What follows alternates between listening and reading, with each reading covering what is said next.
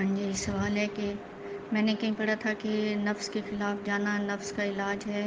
تو بتائیں کہ کیسے اندازہ ہو کہ نفس ہے؟ تو ایسے ہے کہ نفس کی صرف نفس تو نہیں کہہ سکتے، نفس ہمارا بھی ہے، نفس لوامہ بھی ہے، تو یہ نہیں ہے کہ صرف ہم اس کو نفس کہیں۔ نفس کی وہ حالت جو کہ ہمیں اللہ کے احکامات کے خلاف کرنے پر اکساتی ہے، ہمیں یہ سمجھ آ رہی ہوتی ہے کہ کہاں پر ہم جو عمل کر رہے ہیں، ہماری سوچ یا احساس ہیں، وہ اللہ کے احکامات کے تابع ہمیں لے کے جا رہے ہیں، ہمیں اس کی بندگی کرنے پر مجبور کر رہے ہیں، یا ہمیں حدود کے خلاف لے کر جا رہے ہیں۔ جہاں پر بھی ہمیں کوئی چیز جو کہ ہمیں اللہ کی حدود کی خلاف ورزی کرنے پر اکسا رہی ہے، اللہ کے احکامات کی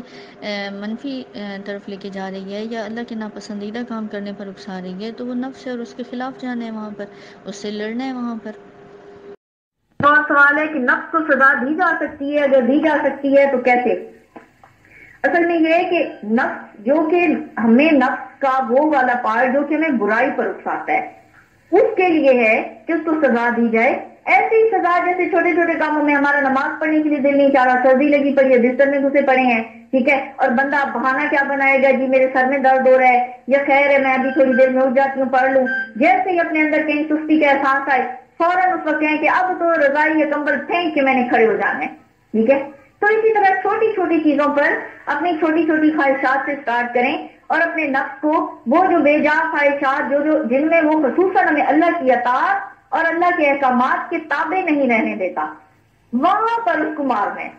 ٹھیک ہے۔ ایسے نہیں ہے کہ آپ ایسے کریں کہ ہر جگہ پہ ہم تو چھری چاقو لے کے کھڑے ہیں اور اس کے ٹوٹے نکالتے جائیں۔ ہم نے سب سے پہلے اس پوائنٹ پہ نظر رکھنی ہے کہ وہ تمام باتیں جن سے ہمیں وہ اللہ کی اطاعت سے روکتا ہے، اس کی فرما برداری سے اور اللہ کے پسندیدہ طریقے سے بہترین عمل کرنے سے ہمیں اپنا نفس روک رہا ہے، چاہے اس میں ہماری کوئی چاہت آ رہی ہے، چاہے اس میں ہمارا آرام آ رہا ہے، چاہے اس میں ہمارا مال آ رہا ہے، ہماری اولاد، ہماری کوئی چیز، ہمارے حالات، ہمارا معاشرتی سسٹم، کوئی چیز بھی جو آ رہی ہے، اور وہ اللہ کی بہترین اطاعت کرنے سے اور اللہ کی بہترین فرما برداری میں وہ عمل کرنے سے ہمیں روک رہی ہے، وہاں آپ نے اپنے نفس سے لڑنا ہے۔ کہ نفس کے بے لگام گھوڑے کو کیسے کنٹرول کریں؟ جیسے کہ نفس کا جو بے لگام گھوڑا ہے، اس کو ہم نے لگامیں ڈالنی ہوتی ہیں، نفس کو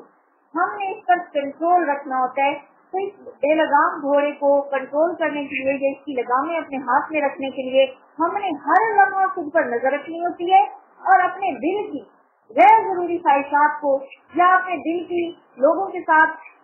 جس کو کہتے ہیں وہ محبتیں غیر ضروری، یا ہمارے غیر ضروری لوگوں سے توقعات، بہت ساری ایسی چیزیں ہیں یہ جو ہماری نفس کی خواہشیں ہیں، ان خواہشوں کو جب ہم اپنے کنٹرول میں رکھتے ہیں تو اس وقت اس کی نفس کی لگامیں ہمارے ہاتھ میں آنے لگ جاتی ہیں۔ لیکن یہ بہت مشکل ہے، اس پر آپ نے مسلسل اپنے اوپر نظر رکھ کے ہر خواہش اور ہر اپنی سوچ کو اپنے انڈر کنٹرول لانا ہوگا، تب اس کی لگامیں آپ کے ہاتھ میں آئیں گی۔